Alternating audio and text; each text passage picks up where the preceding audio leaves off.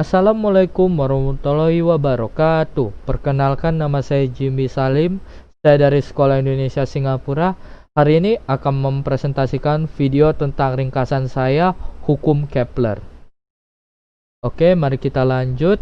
Nah, penemu dari Hukum Kepler merupakan seorang astronom Jerman yang bernama Johannes Kepler. Dia lahir pada tahun 1571 dan meninggalnya pada 1630. Nah, Johannes ini mendapatkan inspirasinya dari Hukum Kepler ini berasal dari penemuan yang didasari oleh data yang diamati oleh Tycho Brahe. Ini dia gambarnya. Dia lahir pada 1546 dan meninggalnya pada 1601. Dia seorang astronom terkenal dari Denmark. Nah, secara umum hukum ini menjabarkan tentang dua badan yang mengorbit satu sama lainnya. Apa itu? Mari kita lanjut. Nah, dari isi Hukum Kepler ini, dalam astronomi ada 3 hukum gerakan Kepler. Ada yaitu 1. Setiap planet bergerak dengan lintasan elips. Elips ini yang dimaksud adalah lintasan yang kita itu ketahui bukanlah lingkaran, melainkan bentuknya itu oval gitu, lingkaran tapi lonjong. Nah, matahari berada di salah satu fokusnya. Luas daerah yang disapu pada selang waktu sama akan selalu sama. Yang ketiga, periode kuadrat suatu planet berbanding dengan pangkat 3 jarak rata-ratanya dari matahari. Nah, hukum pertama. Setiap planet bergerak dengan lintasan elips, matahari yang berada di salah satu fokusnya. Nah, maksudnya itu hukum Kepler ini dapat menyatakan bentuk orbit planet, tetapi tidak bisa memperkirakan kedudukan planet pada suatu saat. Nah, pada zamannya ini teori Kepler ini dianggap radikal, karena pada saat itu orang-orang lebih percaya kepada yang teori bahwa bumi itu berada di tengah-tengah dan matahari itu yang mengelilingi bumi. Karena dari mana mereka tahu itu? Karena setiap hari mereka melihat bahwa matahari itu terbit, terbenam, terbit, terbenam. Jadi mereka menganggap matahari itulah yang mengelilingi bumi. Nah, sedangkan di hukum Kepler ini sebaliknya, bahwa bumilah yang mengelilingi matahari, sehingga terdapat sebuah sudut pandang yang baru gitu. Makanya itu dia dianggap klaim ini adalah klaim yang radikal karena melawan dengan hukum atau budaya pada masa itu. Nah, selanjutnya kita di hukum kedua. Setiap planet bergerak sedemikian sehingga suatu garis khayal yang ditarik dari matahari ke planet tersebut mencakup daerah yang luas yang sama dalam waktu yang sama.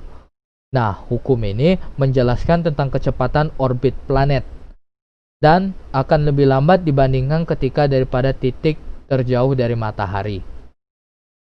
Jadi semakin jauh planetnya, maka akan semakin lambat kecepatannya dalam mengelilingi matahari tersebut.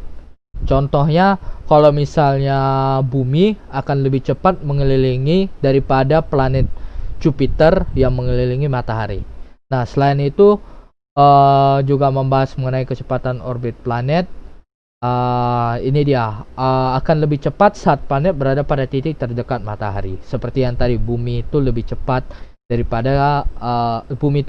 mengelilingi matahari daripada Jupiter mengelilingi matahari.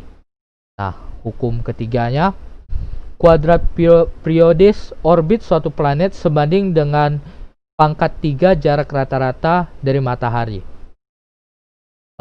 Ini yang dikatakannya oleh hukum ketiga. Nah, fungsi dari hukum Kepler. Fungsi dari hukum Kepler ini memiliki berbagai fungsi, di antara lain memprediksi lintasan suatu planet yang berada di luar angkasa, seperti asteroid, komet yang mengorbit matahari. Contohnya komet yang itu kayak komet namanya komet Harley ya. Ya pokoknya itu Pak, kometnya itu setiap 76 tahun sekali kita dapat melihatnya. Kedua, memprediksi lintasan satelit planet yang mengelilingi planet tersebut, seperti bulan yang mengelilingi bumi. Habis itu selanjutnya menentukan waktu lintasan planet berada di benda langit. Jadi kita bisa tahu berapa waktu yang dibutuhkan untuk planet bumi sama mengelilingi matahari. Kalau misalnya bumi membutuhkan waktu 265 hari kurang lebih untuk mengelilingi matahari. Ini rumusnya yang kita ketahui, rumus orbit elips itu A sama dengan kuadrat AB. A ini artinya adalah luas orbit yang meter persegi. Habis itu ada jarak titik pusat ke orbit terjauh yang ditandai sebagai A kecil, jadi A kecilnya. Dan B titik pusat elips orbit terdekat, jadi yang terjauh dan yang terdekat. Jadi pi kali yang terjauh kali yang terdekat. Nah, ini rumus kecepatan rata-rata, di mana kecepatan rata-ratanya ditandai dengan yang ini. Lalu P itu di kepanjangan dari periode planet atau revolusinya. Jadi kita bisa tahu kecepatan bumi jika kita 2 kali Pi kali berapa periodenya itu.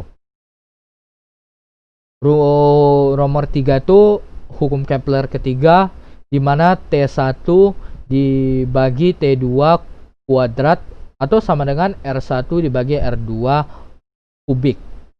T1 ini kepanjangannya dari periode planet 1, T2 periode planet 2, R1 jarak planet pertama dengan matahari, R2 jarak planet kedua dengan matahari. Oke, sekian Pak dari rangkuman video saya ini. Jika ada saya salah kata, minta maaf. Sisanya terima kasih Pak. Wassalamualaikum warahmatullahi wabarakatuh.